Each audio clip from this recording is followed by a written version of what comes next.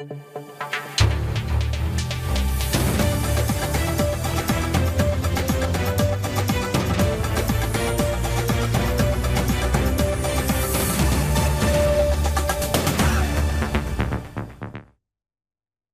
দর্শক, স্বাগত জানাচ্ছি আজকের সম্পাদকীয়তে। আমি জাফর সাদিক।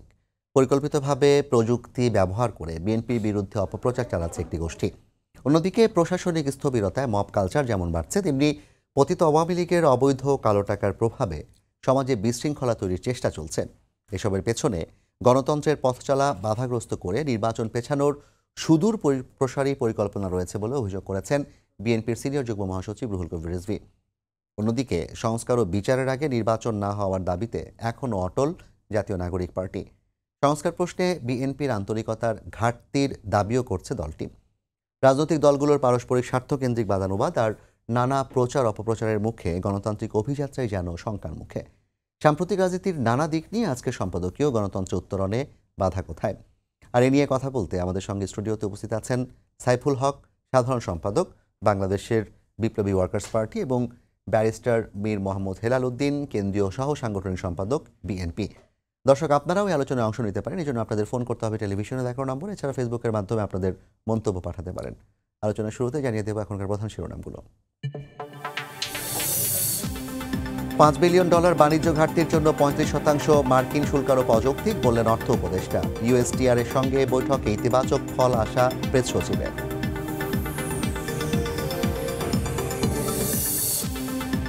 সংস্কার ও বিচার ছাড়া নির্বাচন চায় না এনসিপি। ভারতের আগ্রাসনের বিরুদ্ধে আবরারের দেখানো পথেই হাঁটছে দল। কুষ্টিয়া মেহেরপুরে জুলাই পদযাত্রায় নেতারা।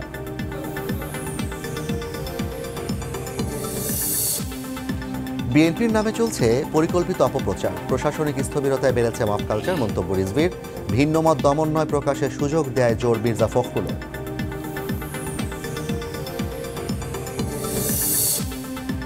বিতর্কিত 3 নির্বাচনকে বৈধতা দেয়া বিদেশি পর্যবেক্ষকরা আগামীতে দায়িত্ব পাবেন না, সাফ জানালেন সিইসি। সুষ্ঠু ও গ্রহণযোগ্য নির্বাচনের প্রস্তুতি নিচ্ছে কমিশন। এবং পদ্মায় তীব্র ভাঙন, জাজিরায় নদীগর্ভে বিলীন বহু ঘরবাড়ি। জিও ব্যাগ ফেলে রক্ষার চেষ্টা পানি উন্নয়ন বোর্ডের। রেকর্ড বৃষ্টিতে ডুবল ফেনী পটুয়াখালী, ভোগান্তি চরমে।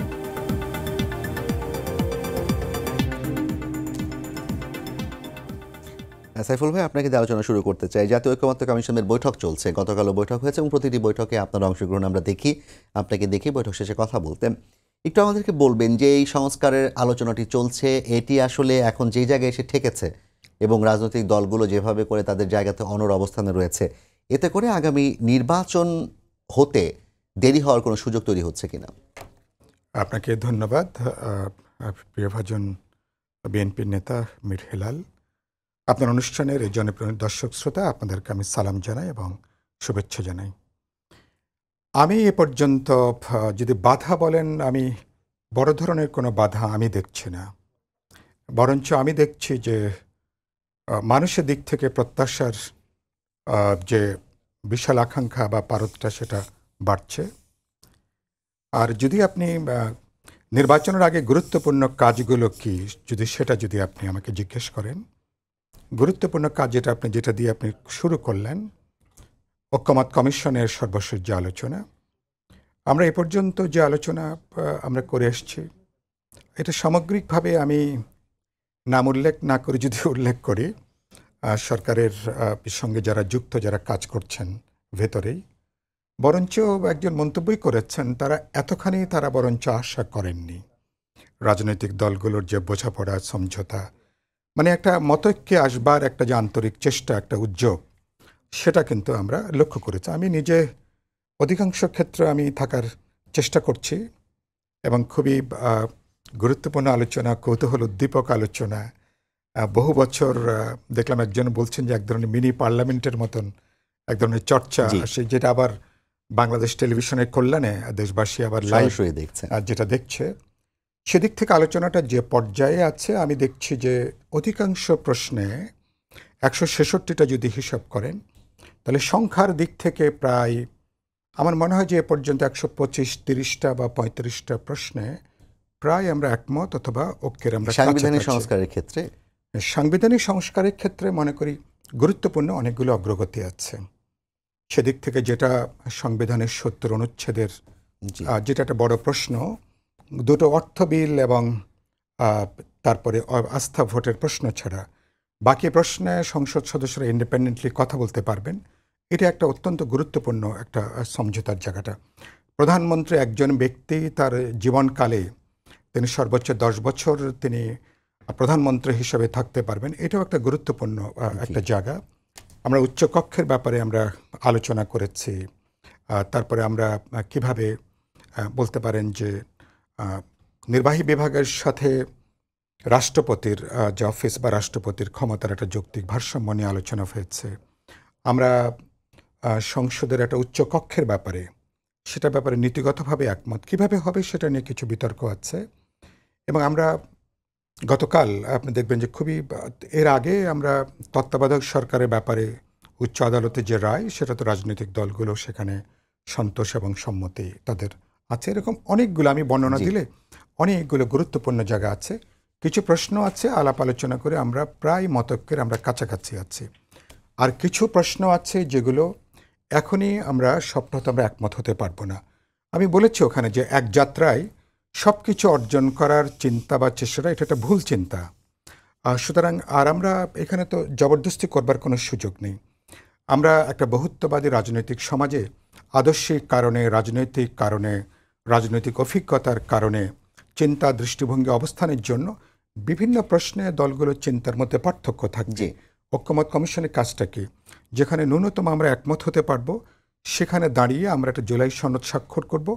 আমি মনে করি আমরা জুলাই সনদ স্বাক্ষরের প্রায় কাছাকাছি পর্যায়ে আমরা এসেছি। এখানে কোনো জবরদস্তির কোনো প্রশ্ন নেই, যেটা প্রধান উপদেষ্টা বলেছেন, যেখানে সবাই একমত হতে পারবে সেটাই হবে ভিত্তি। বাকি সুতরাং আমি মনে করি যে জুলাই মাসের মধ্যে আমরা ঐক্যের জায়গাটা আমরা আসতে পারবো। এক, বাকি প্রশ্ন যেগুলো আনসেটেল থাকবে সেটা ওপেন এন্ডেড ডিসকাশন থাকবে, দলে ম্যানিফেস্টোতে থাকবে, রাজনৈতিক পরিষদে আলোচনা করবেন, ভবিষ্যতে পার্লামেন্টে আলোচনা হবে, নানাভাবে আলোচনা হতে পারে। আর একটা গুরুত্বপূর্ণ হচ্ছে যে বিচারের ব্যাপারে সবাই একমত। বিচারের তৎপরতাকে জোরদার করা, দৃশ্যমান করা, এটা নিয়ে আচ্ছা তেমন কোনো দ্বিমত আমি কোথাও দেখিনি। আমি একটু সংস্কার বিষয়ে আপনাকে একটা প্রশ্ন করতে চাই। সেটি হচ্ছে জুলাই আন্দোলনে যে তরুণরা নেতৃত্ব দিয়েছিল তাদের নেতৃত্বে একটি দল গঠিত হয়েছে এনসিপি, এবং সেই এনসিপির পক্ষ থেকে গতকাল তাদের সদস্য সচিব আখতার হোসেন ঐকমত্য কমিশনের বৈঠকে উপস্থিত ছিলেন।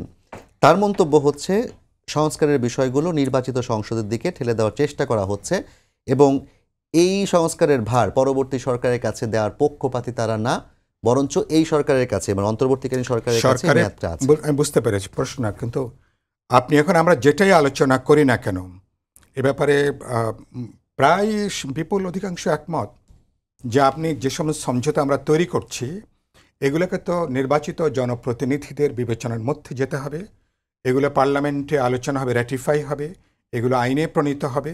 এর বাইরে অন্য কোনো বুদ্ধিতে যাওয়ার কোনো সুযোগ নেই। আর তারপরে এখন তারা যদি, আর এটা তো আপনি কোনো নির্বাহী আদেশে তো এই সমস্ত সংস্কারগুলো কার্যকর করবার কোনো সুযোগ নেই। আর যেটা বলা হচ্ছে যে আপনি এটা গণভোটের প্রশ্ন, তো এই ব্যাপারে তো সবাইকে একমত হতে হবে। এক, আবার আপনি মানে সংসদের আগে যদি আপনি এটাকে মনে করেন সংবিধান সভা নির্বাচন, এ ব্যাপারে তো প্রত্যেক দলগুলোর একমত হবার প্রশ্ন আছে। তাহলে আপনি কোনো জিনিস আপনি জবরদস্তি করে তো এটা তো আরেকটা স্বৈরতান্ত্রিক আরেকটা প্রবণতা হবে যে আপনি চাপিয়ে দিচ্ছেন আপনার মতটাকে, আপনি জবরদস্তি করে বলছেন যে এটাই জনগণের মত। এটা যে জনগণের মত এটা কিভাবে বুঝবো? এটা তো বুঝবো থ্রু পিপলের পপুলার ম্যান্ডেট কী, মানুষের আকাঙ্ক্ষার জায়গাটা কী, সেটা নির্বাচনের মধ্য দিয়ে মানুষ তার প্রতিনিধি নির্বাচন করবে, মানুষ তার ম্যান্ডেট দেবে। Finally that is the parliament that to decide, তারা প্রয়োজনীয় আইন প্রণয়ন করবেন। কিন্তু এখন আমরা কোথায় এগিয়ে যাচ্ছি? যেগুলো আমরা একমত হচ্ছে সেটা একটা কনসেনসাস, একটা জাতীয় সনদের মতন আমরা সবাই স্বাক্ষর করব। তার মানে এটা একটা ন্যাশনাল অঙ্গীকার বলতে চাচ্ছে। এখন যারা বলছেন, আমি কথা বলছি যে বিচার এবং সংস্কার শেষ না হওয়া পর্যন্ত নির্বাচন না, এই কথাটার অর্থটা কি? তার মানে আপনি অনির্দিষ্টকালের জন্য অথবা বলা যেতে পারে 5-10 বছরের জন্য, আর যদি তাহলে কি এই সরকারকে হলো রেখে দিতে চান? কারণ বিচারের প্রক্রিয়াটা আপনি 1 বছরে আপনি এখন কোন পর্যায়ে আছে সেটা তো আমাদের সামনে আছে। তার মানে বোঝা যাচ্ছে যে 2 বছর 5 বছর এমনকি আরো বেশি সময় লেগে যেতে পারে। তার মানে আপনি তাহলে এটা কোনো যুক্তির কোনো বক্তব্য না। জুলাই সনদ কি শুধু একটা দলিল হবে নাকি আসলে আরেকটা বলছি, এটা হলো বিচারের প্রশ্ন। আর আপনি সংস্কারের কথা যেটা বলছেন, হ্যাঁ আমরা বলেছি যে সংবিধান ছাড়া বাকি যে সংস্কার যেগুলো আছে যেগুলোর জন্য নির্বাচিত পার্লামেন্ট দরকার না, যেগুলো আমাদের মধ্যে বোঝাপড়া ঐক্যমত থাকলে গভর্নমেন্ট নির্বাহী আদেশে প্রয়োজনীয় উদ্যোগ নিয়ে গভর্নমেন্ট সেগুলোকে তারা সেগুলো কার্যকর থেকে করতে পারে। বিএনপি একমত হয়েছে। হ্যাঁ, সে ব্যাপারে অধিকাংশ ব্যাপারে তো আমাদের মধ্যে মতৈক্য রয়েছে। প্রশাসন, পুলিশ, দুর্নীতি দমন কমিশন, ইলেকশন কমিশন থেকে শুরু করে অসংখ্য প্রায় 100-র উপরে প্রশ্ন, যে ব্যাপারে প্রায় সমস্ত দল একমত। সরকার আরও 3 মাস আগে এসব ব্যাপারে তারা উদ্যোগ গ্রহণ করতে পারতো, এখনই পারে, আগামীকালকে এসব ব্যাপারে জি। তারা নির্ভয়া তারা এগোতে পারে। আমি দেখছি সবচেয়ে গুরুত্বপূর্ণ কথা, সাইফুল ভাই, সরকারের আপনার কাছে পলিটিক্যাল আমি উইল, আবার আসবো। সরকারের যদি জি। পলিটিক্যাল উইল যদি কাজ করে, আমি বাকি চ্যালেঞ্জ যেগুলো আছে আমি মনে করি সেগুলো কালেকটিভলি সেগুলোকে আমরা সমাধান করে আমরা ফেব্রুয়ারিতে সম্ভাব্য যে ইলেকশন সে জায়গায় আমরা যে দেশের গণতান্ত্রিক উত্তরণের দিকে আমরা হাঁটতে পারবো। ধন্যবাদ আমি সাইফুল আশাবাদী ভাই। এখনো আমি একটু পর্যন্ত। হেলাল ভাইয়ের কাছে যেতে চাই। হেলাল ভাই, যেই প্রসঙ্গ নিয়ে আমি আলোচনাটি শুরু করেছিলাম, বিএনপির বেশ কয়েকজন জ্যেষ্ঠ নেতা, তার মধ্যে মির্জা আব্বাস আছেন, তিনি বলেছেন যে নির্বাচন না দিয়ে ক্ষমতায় থাকতে চাইছে এক শ্রেণীর লোক। আজকে রুহুল কবির রিজভী আহমেদ বলেছেন যে একটি স্বার্থান্বেষী মহল বিএনপিকে নিয়ে সামাজিক মাধ্যমে নানা অপপ্রচার চালাচ্ছে এবং আওয়ামী লীগের যে কালো টাকা ছিল সেই কালো টাকার প্রভাবে সমাজে অস্থিরতা তৈরি হচ্ছে এবং এই সব কিছুর পেছনে নির্বাচন পেছানোর একটা পায়তারা আছে বলে তিনি সন্দেহ করেছেন। প্রিন্স সালেহ তিনিও ইমরান সালেহ প্রিন্স তিনিও দাবি করেছেন যে নির্বাচন নিয়ে আবারও ষড়যন্ত্র শুরু হয়েছে। আপনাদের কাছে কি মনে হচ্ছে বিএনপির দল হিসেবে যে নির্বাচন ফেব্রুয়ারিতে না হয়ে পেছানোর জন্য কোনো তৎপরতা চলছে? আপনাকে ধন্যবাদ। আমার সম্মানিত সহ-আলোচক সাইফুল হক ভাই অত্যন্ত বর্ষীয়ান রাজনীতিবিদ এবং বাংলাদেশে খুব যারা ত্যাগী রাজনীতিবিদ এবং রাজনীতি বুঝে রাজনীতি করেন তাদের মধ্যে একজন সহ যারা দর্শকবৃন্দ সবাইকে শুভেচ্ছা জানাচ্ছি। দেখেন, আপনার যতগুলো প্রশ্ন সাইফুল ভাইকে করেছেন এর মধ্যে কিন্তু এই আনসারটা আছে। একটা গোষ্ঠী তো অবশ্যই চাচ্ছে যেন নির্বাচনটা যত ডিলে করা যায় ওটা ভালো হয়। এখন এটা ওনাদের দৃষ্টিতে আমরা প্রায় সময় একটা কথা শুনছি, যারা জুলাই আন্দোলন করেছে তারা একটি দল করেছে। আসলে কথাটা সঠিক না। যারা জুলাই আন্দোলনে করেছে বাংলাদেশের 90% প্লাস পপুলেশনে আমার মনে হয় এই আন্দোলনে ইনভলভ ছিল, ইনক্লুডিং ইউ, মি, আমরা সবাই ছিলাম। এবং তরুণরা ছিল, ছাত্ররাও ছিল। এই ছাত্রদের একটা অংশ কিন্তু একটা পার্টি ফর্ম করেছে। তো এই অংশটাই যখন পুরোটারই ক্লেম করছে যে জুলাই, আমি আপনাকে কিন্তু বলেছি যে আন্দোলনের নেতৃত্ব দেয়া, তৎকালীন আন্দোলনের সময় নেতৃত্বের সারিতে যারা ছিলেন, যেমন আমরা ধরেই নিয়েছিলাম জুলাই আন্দোলনের সময় 7 জন সমন্বয়ক নিয়ে আলোচনা হচ্ছিল, তারাই নেতৃত্বে আছেন। পরবর্তীতে শিবিরের নেতাদেরকেও পাওয়া গেল সেখানে এবং ছাত্রদলও পেছনে ছিল। কিন্তু যে মুখগুলো জুলাই আন্দোলনের সময় আমরা দেখেছি, ওই যখন ওই 6-7 জন যখন ডিবি হারুন সাহেবের হেফাজতে ছিল তখন কিন্তু এর বাইরে আরো 6 জন নেতৃত্ব দিয়েছিল। তো তাদেরকে আমরা খুব একটা ফোরফ্রন্টে দেখছি না, কারণ ওনারাই কিন্তু এক দফা আন্দোলনের ঘোষণাটা দিয়েছিল যদি আমের স্মৃতি ইয়ে না হয়। তো যাই হোক, হ্যাঁ হ্যাঁ, মানে আরো ছিলেন। তো আমার কথা হচ্ছে ঠিক আছে, ওই বিতর্কে যাচ্ছি না, ওনারা ওনাদের মতো করে অ্যারেঞ্জমেন্ট করেছে। আমরা জোর করে শেখ হাসিনা আমাদের উপর ওনার মতামত চাপিয়ে দিত দেখেই 5ই আগস্ট সংগঠিত হয়েছে। আমার কথা হচ্ছে একবার এক এক কথা বলছে, হয়তো এটা অভিজ্ঞতার অভাব হতে পারে, অথবা রাজনৈতিক প্রজ্ঞার অভাব হতে পারে, অথবা পারসুয়েডেড হতে পারে। তো আমি ধরে নিতে চাই, আমি পজিটিভ মানুষ, আমি ধরে নিতে চাই প্রথম দুইটা, অভিজ্ঞতার অভাব বা রাজনৈতিক পরিমণ্ডলে যে নির্বাচন, অনির্বাচিত সরকার থাকলে দেশের কি কি ক্ষতি হতে পারে বা কি কি সমস্যা হতে পারে এটার বোঝার অভাব। কেন বাংলাদেশে খালি বলছে এই বিনিয়োগ আসছে, ওই বিনিয়োগ আসছে, বাংলাদেশে কোনো বিনিয়োগ আসবে না এখনো? কেন অনির্বাচিত সরকারের সাথে কোনো দেশই কোনো ধরনের কমার্শিয়াল এগ্রিমেন্টে যাওয়ার এটা কোনো প্রভিশন নেই? কমিটমেন্টটা থাকবে, ইচ্ছা পোষণ করবে, কিন্তু ইনভেস্টমেন্ট আনবে না। এবং যত দিন যাবে ওনার তত বেশি আইন পাস করতে হবে, অত বেশি প্রজ্ঞাপন জারি করতে হবে, যেগুলো প্রত্যেকটি একটি নির্বাচিত সরকারের মাধ্যমে র্যাটিফাইড হতে হবে। এখন ঐক্যমত কমিশনের ব্যাপারে মনে হয় আমাদের একটা অংশের খুব মিসকনসেপশন আছে। হি ইজ বিউটিফুলি মেনশন ঐক্যমত কমিশনের পারপাসটা কি? ঐক্যমত কমিশনের পারপাস হচ্ছে এইটা বাংলাদেশের সকল রাজনৈতিক দলগুলোকে একটি প্ল্যাটফর্মে এনে আলাপ আলোচনা, ডায়ালগটা ওপেন রাখা।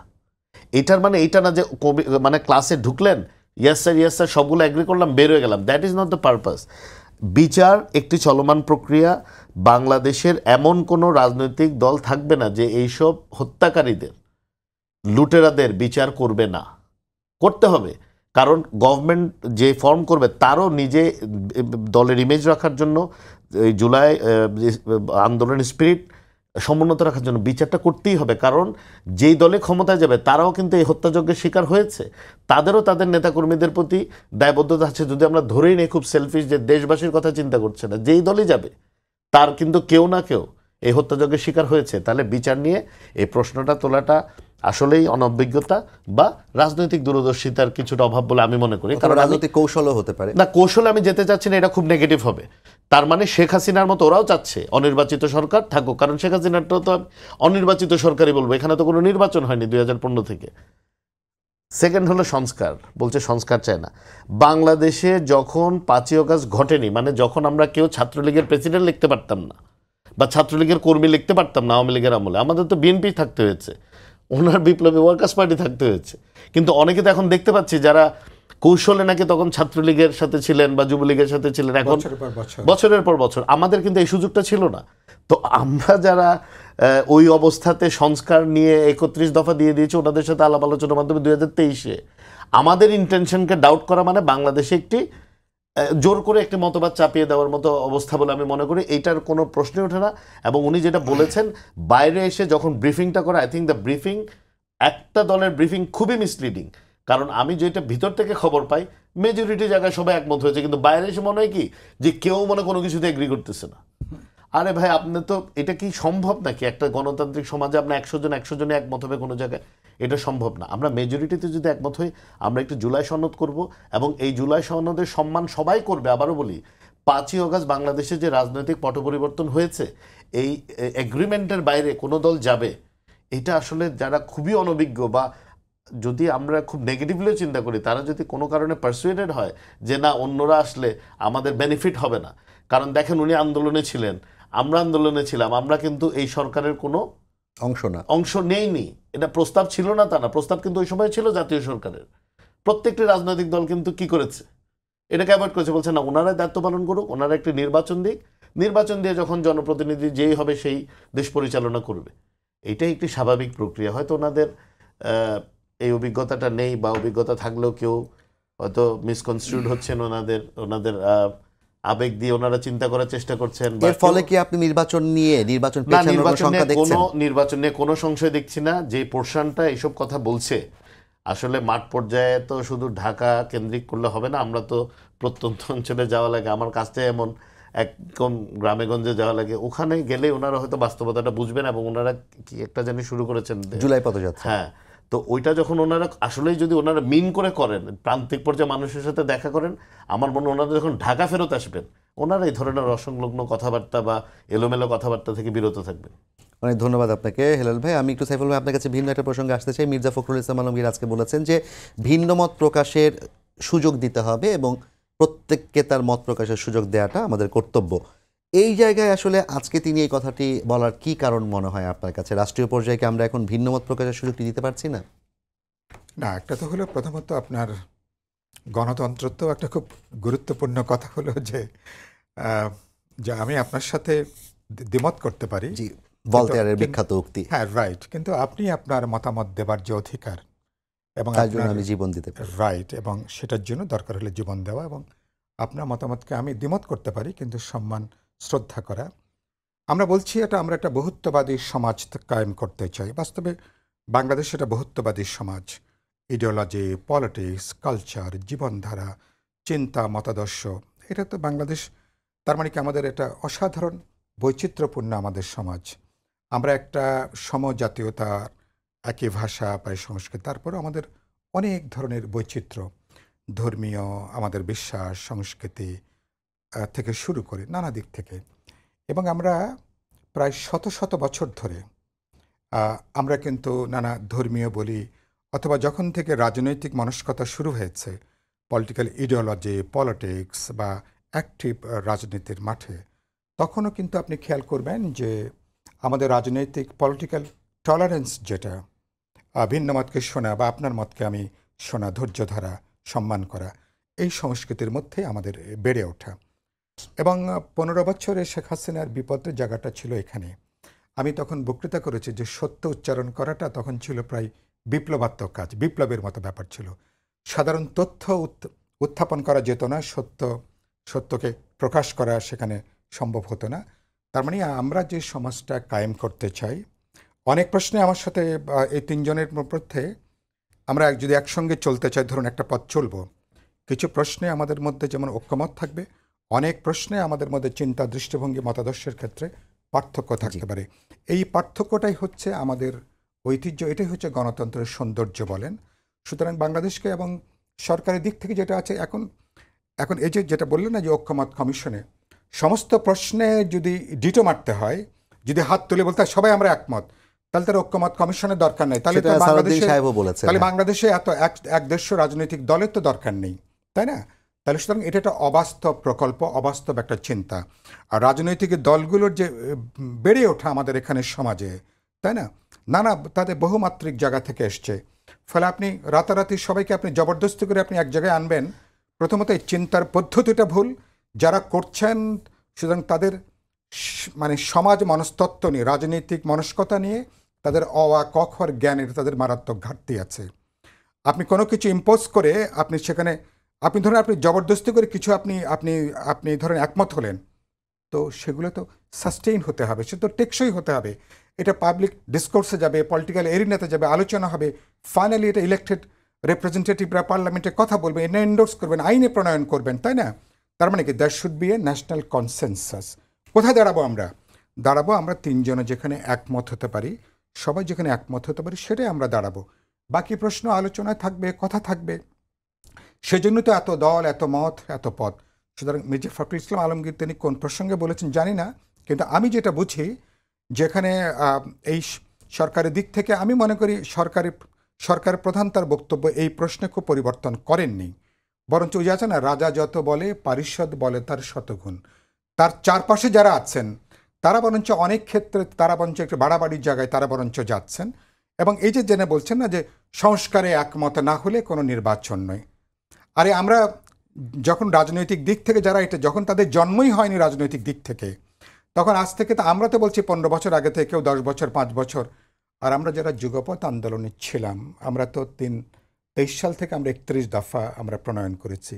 তার মানে কি? তার মানে 5ই আগস্টের পরে আমরা অভ্যুত্থানের পরে ঘুম থেকে জেগে উঠে কথাটা বলিনি। কেন কথাটা বলেছি? পুরনো জমানায় আমরা কেউ ফিরতে চাই না। যে ব্যবস্থা একটা ব্যক্তি দলকে কর্তৃত্ববাদী করে, ফ্যাসিবাদী করে, তাহলে সেই ব্যবস্থার আমরা সাংবিধানিক, রাজনৈতিক অথবা প্রশাসনিক আমরা ভিত্তিগুলোকে আমরা পরিবর্তন করতে চেয়েছি। তাহলে সেটা আমাদের অ্যাগ্রিমেন্ট। এই সরকার যদি কোনো কাজ যদি নাও করে, পলিটিক্যাল পার্টি যারা আন্দোলনে ছিলেন তাদের কমিটমেন্ট এই রিফর্মগুলো গণতান্ত্রিক উত্তরণের জন্য তাদেরকে কাজগুলো করতে হবে, কারণ না হলে বাংলাদেশটা সামনের দিকে হাঁটতে পারবে না। তো দ্যাট ইজ দ্য রিয়েলিটি। সুতরাং এটা আমার তরুণরা কি বলল, নতুন দল কি বলল, সেটা আমার কাছে খুব বেশি সিগনিফিক্যান্ট না। সেটা এই জন্য বলেছি যে এটা একটা এটা হচ্ছে তাদের অভিজ্ঞতার, এগুলো এক ধরনের পলিটিক্যাল স্ট্যান্ড বলেন, কৌশল, যেটা আপনি বলছিলেন না, এক ধরনের কৌশল বলেন, মানে নিজেদেরকে প্রাসঙ্গিক রাখা আর কি, প্রাসঙ্গিক রাখা। কিন্তু প্রশ্নটা আর এটা কোনো যুক্তির কথা না, এগুলো কোনো যুক্তির কথা এটা। তো আপনি যদি যুক্তির কথা কোনটা, হ্যাঁ, আপনি তাহলে কিভাবে করবেন? একটা গণতান্ত্রিক সমাজ কিভাবে করে? আপনি ইলেকশনে যান, মানুষ যদি আপনাকে মনে করে ইয়েস আপনার এজেন্ডা মানুষ গ্রহণ করছে, সেখানে মানে প্রচলিত বিরোধী দলকে মানুষ রিজেক্ট করছে, আপনার যে ম্যান্ডেট মানুষ তার পক্ষে দাঁড়াচ্ছে, ইয়েস, তখন আপনি বলবেন সেটা। কিন্তু এটা তো মানুষের কাছে যাওয়া ছাড়া, পপুলার ম্যান্ডেট যাওয়া ছাড়া তো আধুনিক গণতান্ত্রিক সমাজে অন্য কোনো তো পথ নেই, অন্য কোনো পথ নেই। আর আপনি করতে পারেন জবরদস্তি করে, আপনি সেখানে করতে পারেন যদি আপনি সামরিক ফরমান জারি করে। আমরা নিশ্চয়ই সে কথা নিশ্চয়ই বিবেচনার মধ্যে রাখছি না, তাই না? তাহলে আপনাকে এটা শুনতে হবে, কথা বলতে হবে। হ্যাঁ, আপনি আপনার এজেন্ডা নিয়ে পরে আপনি কথা বলবেন, আলোচনা করবেন মানুষ। আর আমি তরুণদেরকে আগেও বলেছি, তোদেরকে বলেছি যে এক যাত্রায় সব কিছু অর্জন করার চিন্তাটা খুব ভুল চিন্তা। আর আমি তাদেরকে বারবারই, আমি আপনার অনুষ্ঠানে আমি একজনকে বলেছিলাম, রাজনীতি ভাই এটা একটা, যে আমি একে দেখলাম না, রাজনীতি T20 ম্যাচ না, রাজনীতি ক্রিকেটের ওয়ানডে খেলা না, এটা অনেকটা 5 দিনের একটা ক্রিকেট ম্যাচের মতন, একটা লম্বা কোর্সের ব্যাপার। এর মধ্যে আপস অ্যান্ড ডাউন আছে, অনেক টার্ন টুইস্ট আছে, অনেক বলতে মানে পথটা কিন্তু সিরাতুল মুস্তাকিম না। তাহলে এইটা হলো বাস্তব উপলব্ধি। এবং ওনারা এখন যেটা করছেন কি, এই যে তরুণরা এখন যে যাচ্ছেন তারা বুঝতে পেরেছেন তারা কি চাইলে নির্বাচনকে বাধাগ্রস্ত করতে পারবে? কোনটা? এই তরুণদের দল কি নির্বাচনকে শুধু বাধাগ্রস্ত তরুণ না, করার সুযোগ আছে? বাধাগ্রস্ত তো করতে পারে, তো যে কোনো মানুষই চেষ্টা করতে পারে। আমার মনে হয় না তারা নির্বাচন বাধাগ্রস্ত করতে চান। এগুলো রাজনৈতিক বক্তব্য, এগুলোকে এত সিরিয়াসলি নেবার আমি কিছু দেখছি না। আমি এগুলো রাজনীতির মাঠে কথা বলার জন্য, প্রাসঙ্গিক থাকার জন্য, ক্রাউডকে জমায়েত করার জন্য, নতুন একটা চমক দেওয়ার জন্য আপনাকে নতুন কথা বলতে হয়। আমরা আমাদের বাচ্চাকাল থেকে কত এই সমস্ত কালগুলো আমরা পার হয়ে এসছি না। সুতরাং গুরুত্বপূর্ণ হলো সরকারের পলিটিক্যাল উইলটাকে। সরকার যদি ডিসাইড করে ইয়েস আমরা ফেব্রুয়ারিতে আমরা ইলেকশন করব, মানে উই মেড দ্য কমিটমেন্ট, এবং মানুষের স্বস্তি তৈরি হয়েছে, দলগুলো এক ধরনের সম্মতিও তাদের ভিতরে আমরা দেখেছি, তাহলে দ্যাট ইজ দ্য কনসেনসাস। এখন there might be lot of challenges. কিছু দল বলতে পারে আরও 5 বছর পরে ইলেকশন হবে, 10 বছর পরে ইলেকশন হবে। কেউ বলতে পারে বর্তমান সরকার আরও 3 বছর থাকুক। এটা তো একজন ব্যক্তির কথা, কিছু গ্রুপের কথা। সরকার কোন পথে হাঁটবে? সরকার নেবে এনম্যাস অপিনিয়নটা কি, মানুষের কালেকটিভ উইজডমটা কি, অপিনিয়ন কি। আমি মনে করি সেদিক থেকে ফেব্রুয়ারি যেটা আমরা বলেছি প্রবাবলি সেটা এটা নিয়ে একটা কনসেনসাস তৈরি হয়েছে। সরকার সে পথে হাঁটবে, এটা আমি ধন্যবাদ। এটা আমি এখন বিশ্বাস করি। হেলাল ভাই, আপনার কাছে আমি দ্বিতীয় যে প্রশ্নটি এখন করব সেটি হচ্ছে, আপনি বলেছেন ফেব্রুয়ারিতে নির্বাচন হতে কোনো বাধা নেই, কিন্তু বাংলাদেশের যে এখন রাজনৈতিক পরিস্থিতি, আজকে রুহুল কবির রিজভী সাহেব যেটা বলেছেন যে এক ধরনের অস্থিরতা, কৃত্রিম একটা অশান্তি তৈরি করার চেষ্টা, এই চেষ্টাকে ছাপিয়ে সত্যিকারের গণতন্ত্রের উত্তরণে আসলে আমাদের কোন কোন জায়গাগুলোতে নজর দিতে হবে? প্রথমত আবারও বলি, আমি গতকাল মানে কোনো জায়গায় গিয়েছিলাম, তো একটা প্রশ্ন করেছিল যে তরুণ নেতৃত্ব। তা আমি এমনি কথার কথা বলেছিলাম তরুণ নেতৃত্বকে এখন 2 ভাগে ভাগ করতে হবে। একটা হলো 5ই আগস্টের আগে যারা তরুণ নেতৃত্ব ছিল, আবার 5ই আগস্টের পরে যারা তরুণ নেতৃত্ব দিয়েছে। তো 5ই আগস্টের আগে বৈশিষ্ট্য ছিল এরকম, কোনো সঠিক দিক নির্দেশনা ছিল না যে হাসিনা কতদিন থাকবে থাকবে না, কিন্তু তরুণরা 17 বছর 20 বছর ধরে যুদ্ধটা করে গেছে। এই তরুণগুলোই কিন্তু আবার 5ই আগস্টেও আন্দোলন সংগ্রামে ছিল, কিন্তু ওই স্বভাবচরিতভাবে যখন আন্দোলন সাকসেসফুল হয়েছে যে যার ক্ষেত্রে ফেরত গেছে। কেউ ছাত্র ছিল, লেখাপড়ায় চলে গেছে। আমরা যারা মাঠে কাজ করেছি, আমরা এখন স্বাভাবিক সাংগঠনিক কার্যক্রম করছি। একটা অংশ সরকারের অংশ হয়েছে, খুব ছোট একটা অংশ আন্দোলনের, নেতৃত্ব দিক যাই দিক, কিন্তু মানে আপনি যদি ওভারঅলটা চিন্তা করেন একটা অংশ চলে গেছে। এটা বলারও একটা উদ্দেশ্য আছে। উদ্দেশ্যটা হচ্ছে, সূর্য আপনার ভালো না লাগে আপনি সানগ্লাস পরতে পারবেন, হাত দিয়ে চোখ বন্ধ করে রাখতে পারবেন, কিন্তু আপনি সূর্যের আলো ঠেকাতে পারবেন না। বাংলাদেশে যে কনসেনসাস হয়েছে, মানুষজন নির্বাচন চাচ্ছে, কারণ আমরা তো এলাকায় যাচ্ছি, একদম প্রান্তিক পর্যায়ে যাচ্ছি, মানে গ্রাম, শুধু উপজেলা না, ইউনিয়ন, ওয়ার্ড, গ্রামেও যাচ্ছি। মানুষ গেলে জিজ্ঞেস করে ভোট কখন?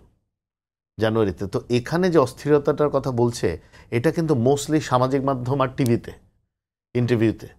এই অস্থিরতাটা কিন্তু এখনো মাঠে যায়নি, এবং মাঠে এই অস্থিরতাটা নেওয়ার মতো সাংগঠনিক ক্ষমতা, সাংগঠনিক যোগ্যতা, সাংগঠনিক লোকবল করতেও একটা, মানে যদি আপনি একটি নিয়মতান্ত্রিক গণতান্ত্রিক দলের কথা চিন্তা করেন, দীর্ঘদিনের এটা পরিশ্রমের সাধনার বিষয়।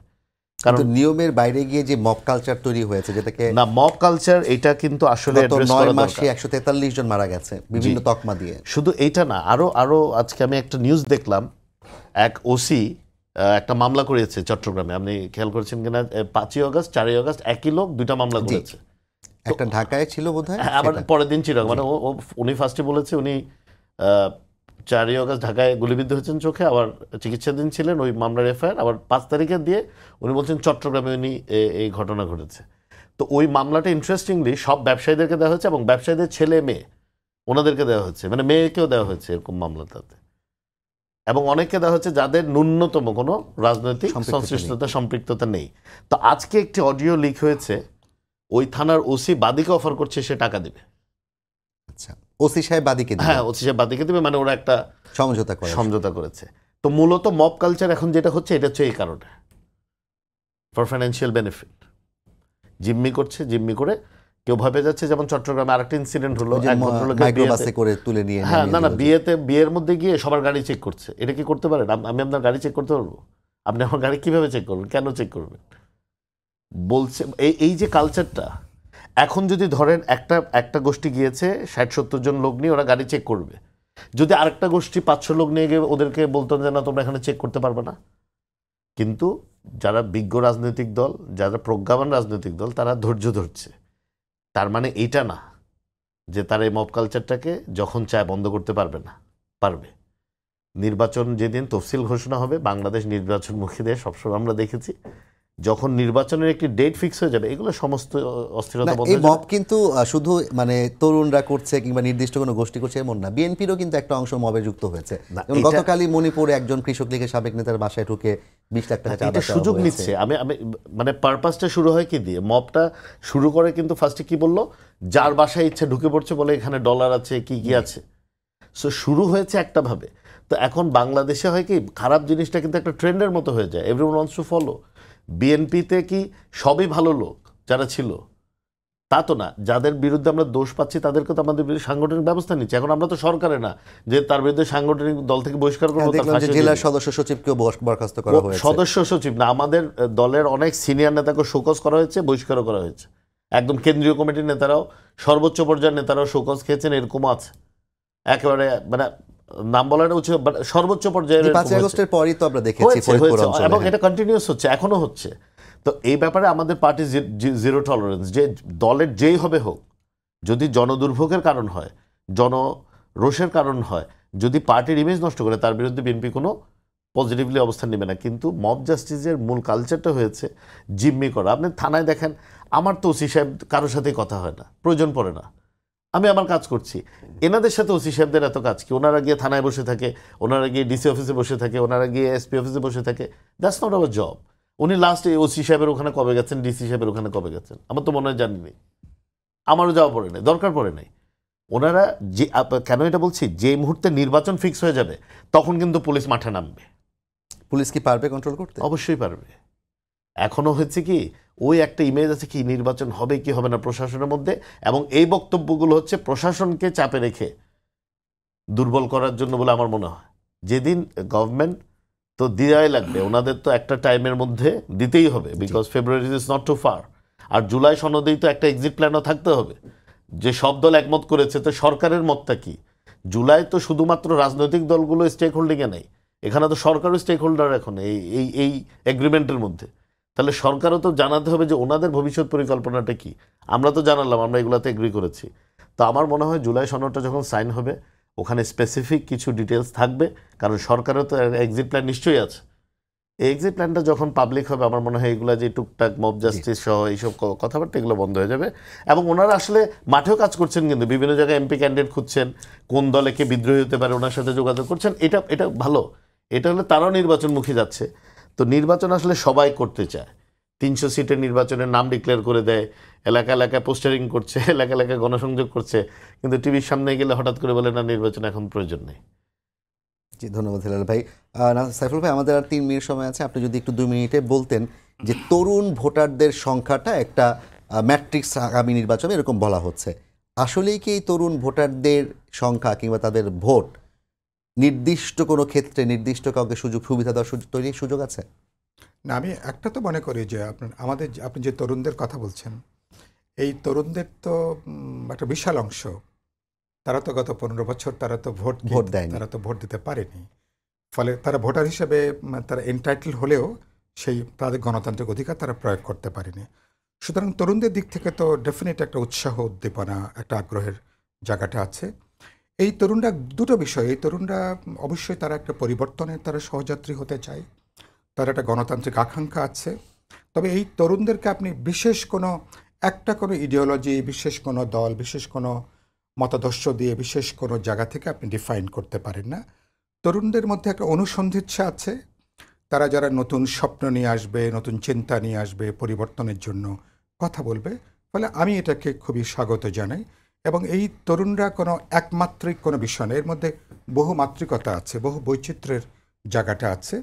এবং তবে একটা খুব বিষয়, গত 1 বছরে তরুণদের মধ্যে আমি কিছুটা হতাশা লক্ষ্য করেছি। আর যেটা আপনি একটু আগে বলছিলেন যে মবের যে কথাটা বলছিলেন, আমি প্রধানত বর্তমান সরকারকে আমি এটার জন্য দায়ী করি।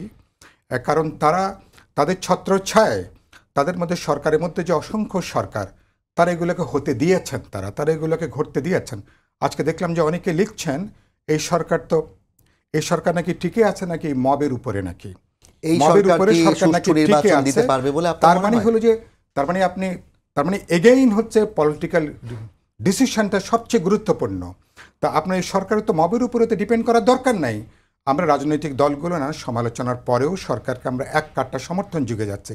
কেন সরকারকে আমরা সমর্থন দিয়েছি, সরকারকে বলেছি, আমি প্রফেসর ইউনুসকে বলেছি যে মাঝ নদীতে আমরা মাঝি বদলাতে চাই না, আমরা যুদ্ধের মাঝখানে আমরা কমান্ডার চেঞ্জ করব না। আপনার নেতৃত্বে আমরা ইলেকশনটা করতে চাই, একটা ডেমোক্রেটিক ট্রানজিশন আমরা সম্পন্ন করতে চাই, কিন্তু মেহরবানি করে আমরা কেবল একটা সরকার দেখতে চাই আপনার নেতৃত্বে, অনেকগুলো সরকার না। আর আপনি যেটা বলছিলেন, হ্যাঁ, সরকারের গুরুত্বপূর্ণ চ্যালেঞ্জের জায়গাটা হচ্ছে ল এনফোর্সকে তার একটা পেশাগত দায়িত্বের মধ্যে আনা। সরকারের যদি আমি মনে করি তারা যদি এখন থেকে উদ্যোগী হন, যেটুকু ঘাটতি দুর্বলতা আছে আমি মনে করি।